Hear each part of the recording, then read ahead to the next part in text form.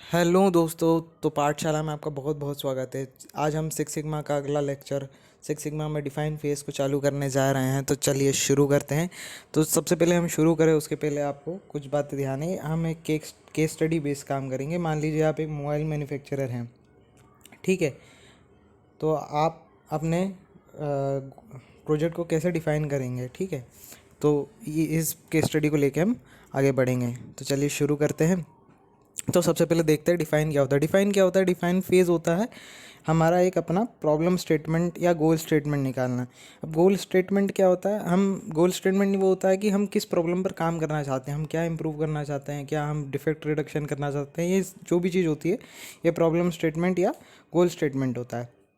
तो अब गोल को डिफ़ाइन करने का एक तरीका होता है जिसको हम बोलते हैं स्मार्ट वे। स्मार्ट वे में क्या होता है?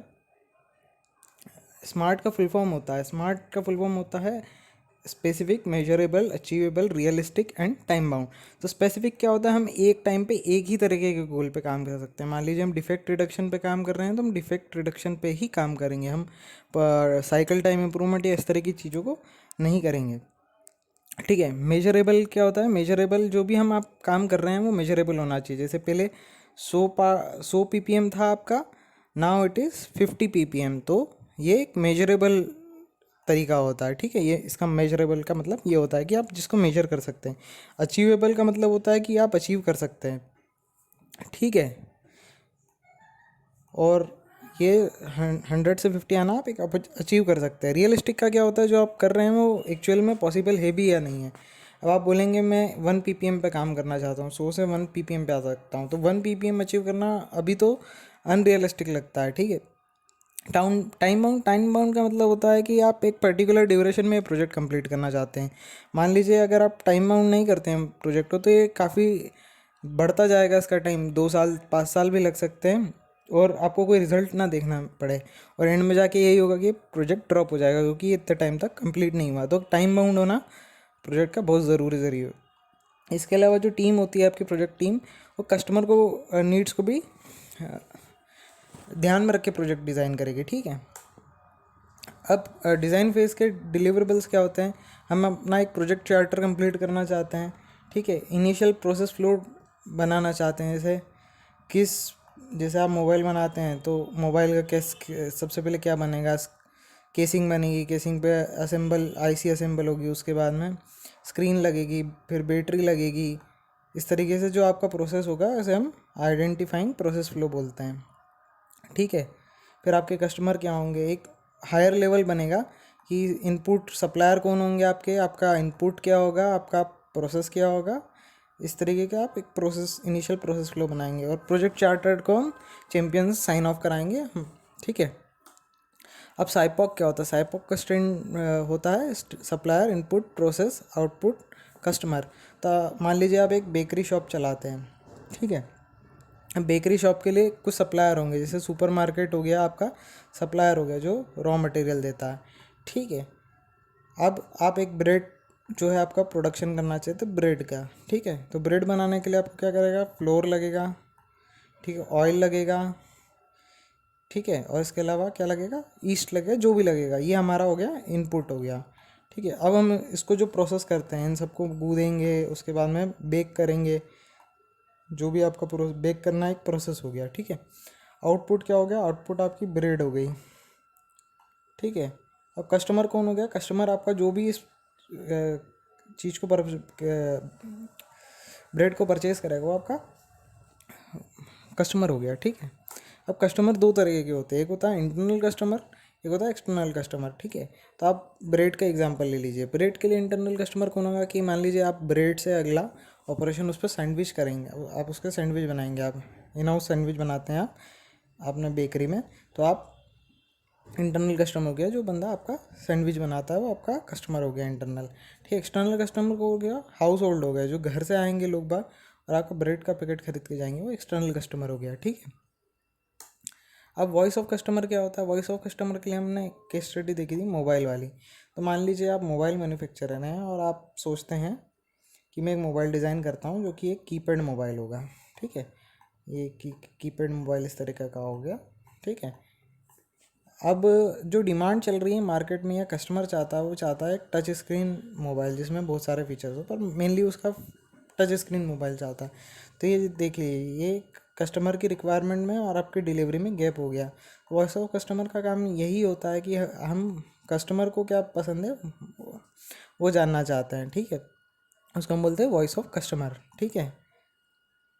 चलिए आगे बढ़ते हैं। अब इम्पोर्टेंट क्यों है वॉइस ऑफ कस्टमर? जैसे हमने पिछली स्लाइड में देखा कि आप मोबाइल मैन्युफैक्चरिंग में आप क्या डिलीवर कर रहे हैं, ठीक है। आप टच स्क्रीन चाहती हैं मार्केट और आप दे रहे हैं कीपैड, तो आपका प्रोडक्ट सेल नहीं होगा। तो इसको हम वॉइस ऑफ कस्टमर बोलते हैं। इसको अलग भी तरीके से चाहिए कि हम आपका कस्टमर चाहता है कि आपके फ़ोन में बहुत अच्छा कैमरा हो, पर आप अगेंस्ट में जाके कुछ और अच्छी चीज़ दे रहे हैं, आप उसके लुक्स अच्छे बना रहे हैं, बाकी कैमरा आपका बहुत ख़राब कर रहे हैं। तो it is called not listening to voice of customer, ठीक है। अब वॉइस ऑफ कस्टमर जो होती है, इसको कैप्चर करने की कुछ मेथड्स होती हैं। जैसे मार्केट सर्वे एक मेथड होती है। मार्केट सर्वे में आप एक फॉर्म जनरेट करेंगे, उसमें देखेंगे कस्टमर को क्या पसंद है। एक सैम्पल कस्टमर देखेंगे, जैसे आपने 100 लोगों का सर्वे करा, ठीक है। उसमें से 50 लोगों ने टिक किया कि उनको बहुत अच्छा कैमरा चाहिए, ठीक है। तो ये हो गया आपका मार्केट सर्वे, ठीक है। फीडबैक क्या होता है? जो आपने प्रोडक्ट ऑलरेडी सेल कर रखा है उससे हम फीडबैक लेंगे कि उस प्रोडक्ट में कस्टमर को क्या ऐड ऑन चाहिए, तो ये आपका फीडबैक हो गया, ठीक है। Customer interviews are similar to market survey, ठीक है। अब हम एक मॉडल देखने जाने वाले हैं जो वॉइस ऑफ कस्टमर को कैप्चर करता है, उसको बोलते हैं हम कैनो मॉडल। कैनो मॉडल में क्या होता है? 3 तरह की चीज़ें होती है। एक बेसिक नीड्स होती हैं, एक परफॉर्मेंस नीड्स होती हैं, और एक होती है एक्साइटमेंट नीड, ठीक है। तो बेसिक नीड्स क्या होती है? बेसिक नीड्स वो होती हैं जिसमें कस्टमर को होना ज़रूरी है। जैसे हमने देखा, एक मोबाइल आप बना रहे हैं, तो मोबाइल का प्राइमरी फंक्शन क्या है? फ़ोन लगाना। अगर आपके फ़ोन में फ़ोन ठीक से नहीं लगेगा, या कॉल ड्रॉप होगा, या आवाज़ नहीं आएगी, तो ये बेसिक नीड्स होगी। तो उसमें कस्टमर को होना ज़रूरी है। अगर ये नहीं होगा तो डिससेटिस्फाई होगा, पर ये होगा तो डिलाइटेड नहीं होगा, या वेरी सेटिस्फाइड नहीं होगा। ये मान के चलेगा कस्टमर कि ये तो अच्छा होगा ही होगा। इसके अलावा होती है एक परफॉर्मेंस नीड। परफॉर्मेंस नीड क्या होती हैं?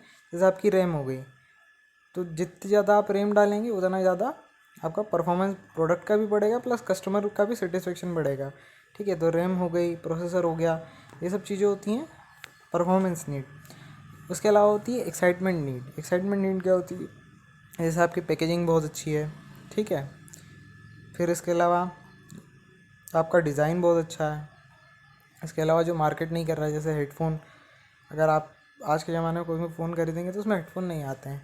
अगर आपने हेडफोन दे दिए तो ये एक एक्साइटमेंट नीड हो जाती है कस्टमर की, ठीक है। तो ये होता है हमारा कैनो मॉडल। कैनो मॉडल से हमें कुछ वॉइस ऑफ कस्टमर निकलते हैं कि कस्टमर जो है हेडफोन से डिलाइट हो रहा है।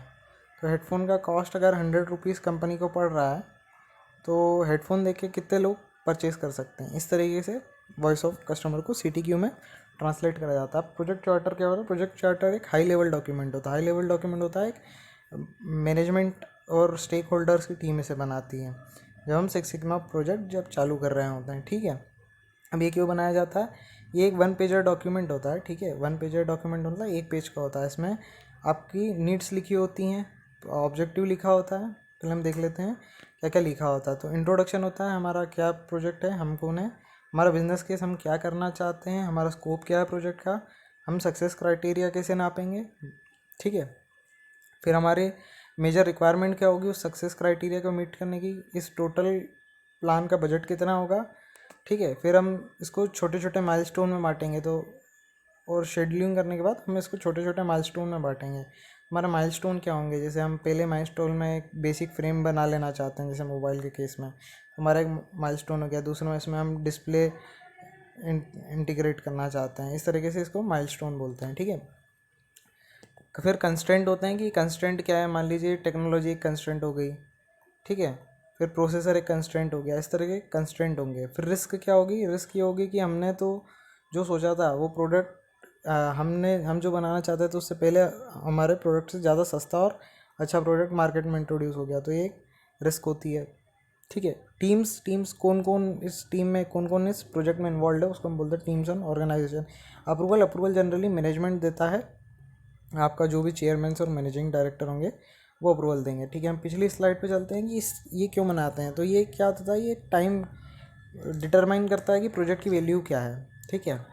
फिर ये टाइम सेव करता है, हर आदमी को वन पेजर बता देता है कि हम ये करना चाहते हैं, ठीक है। और क्लियरिटी देता है, ठीक है। इसके अलावा क्लियर गाइडलाइंस सेट करता है कि हमारे क्लियर गाइडलाइंस सेट करता है कि हमारे स्कोप में क्या है, स्कोप में क्या नहीं है, ठीक है।